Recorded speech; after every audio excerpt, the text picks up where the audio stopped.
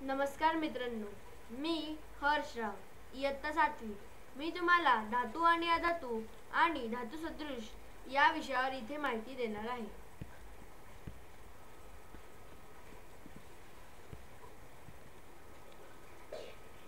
तुम्हाला समोर काही धातू, अधातू आणि धातू सदृश दिसत असतील. तर पहिला आहे सिलिकॉन, नंतर आहे सल्फर, नंतर आहे ॲल्युमिनियम, मग आहे बोरॉन, मग आहे तांबे, मग आहे ब्रोमीन, मग आहे लोखंड, मग आहे आर्सेनिक, मग आहे ऑक्सिजन. सगळ्यात पहिले धातू. धातूचे इंग्लिश नाव हे मेटल आहे.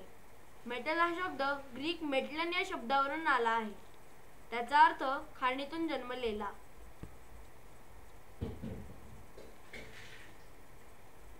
धातू सर्वसामान्य तापमानाला म्हणजे रूम टेम्परेचरला हे स्थायू असतात. पण पारा हा धातू रूम टेम्परेचरला म्हणजे सर्वसामान्य तापमानाला द्रव अवस्थेत आढळतो. धातू कठीण असतात. धातू सर्वसाधारणपणे कठीण असतात. मात्र सोडियम आणि पोटॅशियम हे धातू मऊ असतात, जे चाकूनेही कापले जाऊ शकतात. हा सोडियम धातू आहे व हा पोटॅशियम. धातूंना वर्धनीयता असते. धातूंवर हातोडीने प्रहार केल्यास पातळ पत्रे तयार होते. उदाहरणार्थ, साखरेच्या क्यूबच्या आकाराचा जर आपण सोन्याचा ठोकळा घेतला तर आपण त्याचे रूपांतर एका फुटबॉलच्या मैदानाला व्यापू शकेल एवढ्या मोठ्या प्रचंड पण पातळ पत्रात करू शकतो. तन्यता. धातू कठीण असले तरी लवचिक असते. धातूंपासून तारा काढल्या जातात. म्हणजे 100 ग्रॅम चांदीपासून 100 ग्रॅम सुमारे 200 मीटर लांबीची तार तयार करता येते. धातू हे विजेचे व उष्णतेचे सुवाहक असतात. चांदी, तांबे, ॲल्युमिनियम हे उष्णतेचे व विजेचे उत्तम वाहक आहेत. मात्र शिसे आणि बिस्मथ हे विद्युत दुर्वाहक आहेत. पारामधून उष्णतेचे वहन होत नाही, पण पारा हा विजेचा उत्तम वाहक आहे.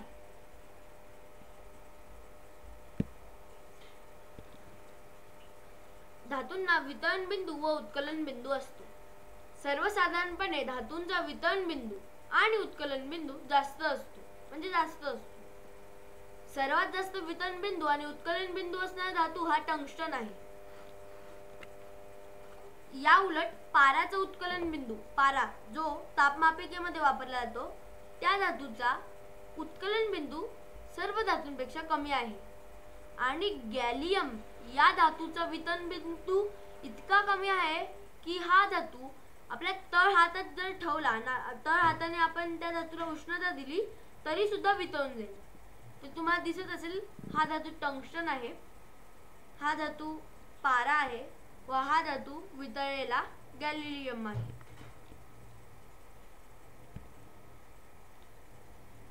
मी तुम्हाला आता ॲल्युमिनियम बद्दल काही माहिती देणार आहे. तर पृथ्वीच्या गाभ्यामध्ये म्हणजे पृथ्वीत सर्वात जास्त प्रमाणात असणारा धातू ॲल्युमिनियम आहे. 1800च्या दशकात ॲल्युमिनियम पृथक्करणासाठी किफायतशीर पद्धतीचा शोध लागण्यापूर्वी शुद्ध ॲल्युमिनियम सोन्यापेक्षाही मौल्यवान असे. त्या काळच्या राजवटीमध्ये ॲल्युमिनियमची भांडी सर्वात महत्त्वाच्या व्यक्तीसाठी म्हणजे राजा व त्याच्या परिवारासाठी राखीव ठेवली जायची व इतर लोक सोने चांदीची भांड्यांचा वापर करायचे.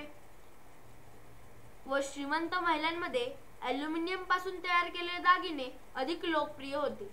पण जेव्हा विजेचा शोध लागला तेव्हा ॲल्युमिनियमच्या मोठ्या प्रमाणावर खनिजापासून मिळवता आले व ॲल्युमिनियम स्वस्त झाले. धातूंचा वापर. इलेक्ट्रॉनिक वस्तूंमध्ये धातूंचा वापर करतात हे आपल्याला माहिती आहे. पण इलेक्ट्रॉनिक वस्तूंमध्ये मौल्यवान धातूंचा मोठ्या प्रमाणात वापर केला जातो. जसे सोने, प्लॅटिनियम. 1 टन सोन्याच्या खनिजापासून 1 ग्राम शुद्ध सोने मिळते. मात्र तेवढेच वाया गेलेल्या 41 मोबाईल फोनमधून सुद्धा मिळू शकते. तेवढेच बरं का, एक ग्राम. धातूंचा उपचारांसाठी उपयोग होतो. चांदी, तांबे आणि त्यांच्या संमिश्रांमध्ये हानिकारक सूक्ष्मजंतू नष्ट करण्याची नैसर्गिक क्षमता असते, म्हणून त्यांचा उपयोग वैद्यकीय उपचारांमध्ये केला जातो. ही चांदी आहे, हे तांबे. टायटॅनियम. टायटॅनियम या धातूचे वैशिष्ट्य असे आहे की हा धातू आपल्या हाडांमध्ये सहज मिसळतो, म्हणून टायटॅनियमचा उपयोग दात आणि हाडांच्या शस्त्रक्रियेत केला जातो.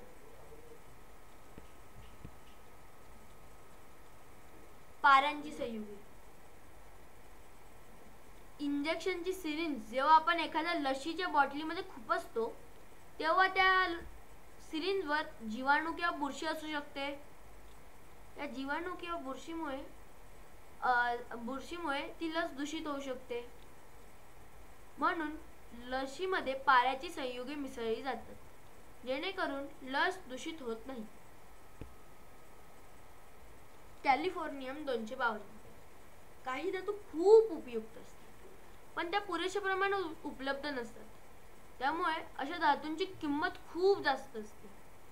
असंच एक धातू म्हणजे कॅलिफोर्नियम 252. हा धातू एक किरणोत्सर्गी धातू आहे. कॅलिफोर्नियम 252च्या 1 ग्रॅमची किंमत सुमारे $2,70,00,000 इतकी प्रचंड आहे.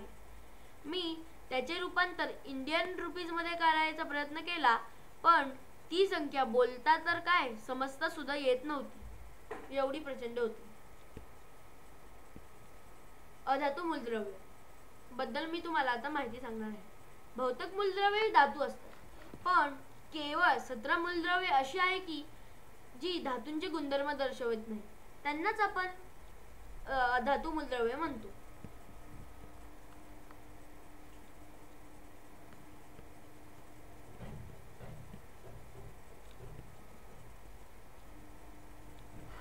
अधातूंची अवस्था काय असते, म्हणजे अधातू स्थायू असतात की वायू किंवा द्रव. सामान्य तापमानाला बहुतेक अधातू म्हणजे जास्तीत जास्त धातू स्थायू किंवा वायू असतात. उदाहरणार्थ ऑक्सिजन, नायट्रोजन, क्लोरीन ही वायूंची उदाहरणे व कार्बन, गंधक, फॉस्फरस हे स्थायू रूपातील अधातू आहे. मात्र ब्रोमीन हा अधातू द्रव अवस्थेत आढळतो. म्हणजे हे तुम्हाला ही कॅप्सूल दिसते, त्याच्यात हा काळा काळा पदार्थ दिसतोय, हा ब्रोमीन पदार्थ आहे, तो द्रव अवस्थेत आढळतो. अधातूंचे काही गुणधर्म मी तुम्हाला सांगतो. अधातूंना धातूंप्रमाणे चकाकी नसते. जसं धातू चमकतात तसे अधातू चमकत नाही. स्थायू रूपातले अधातू तुलनेने खूपच ठिसूळ असतात. म्हणजे स्थायू रूपातले जे अधातू असतात ते धातूंपेक्षा तुलनेने खूप ठिसूळ असतात. अधातूंना वर्धनीयता व तन्यता नसते. अधातू हे उष्णतेचे व विजेचे दुर्वाहक असतात, परंतु हिरा हा अधातू विद्युत वाहक आहे. अधातूंचे वितरण बिंदू किंवा उत्कलन बिंदू किमान किंवा कमाल या पद्धतीने सांगतात. त्यांचे धातूंप्रमाणे वितरण बिंदू किंवा उत्कलन बिंदू निश्चित नसतात. जैविक रेणू कशापासून बनतात? पृथ्वीवर सजीव सृष्टी अस्तित्वात आहे, त्याच्यात वनस्पती आहे, प्राणी आहे, पण प्राणी कशापासून बनले, कोणत्या रेणूंपासून बनले? तर प्राणी ज्या जैविक रेणूंपासून बनले आहेत तो रेणू 4 अणूंपासून बनले आहेत. कार्बन, हायड्रोजन, नायट्रोजन आणि ऑक्सिजन या 4 मूलद्रव्यांपासून बनलेले असतात. आता मी तुम्हाला धातू सदृश्य याच्यावर माहिती देणार आहे. काही मूलद्रव्ये अशी असतात की धातू आणि अधातू या दोघांचेही गुणधर्म दर्शवतात. अशा मूलद्रव्यांना धातू सदृश्य म्हणतात. उदाहरणार्थ boron, silicon, germanium, arsenic, antimony.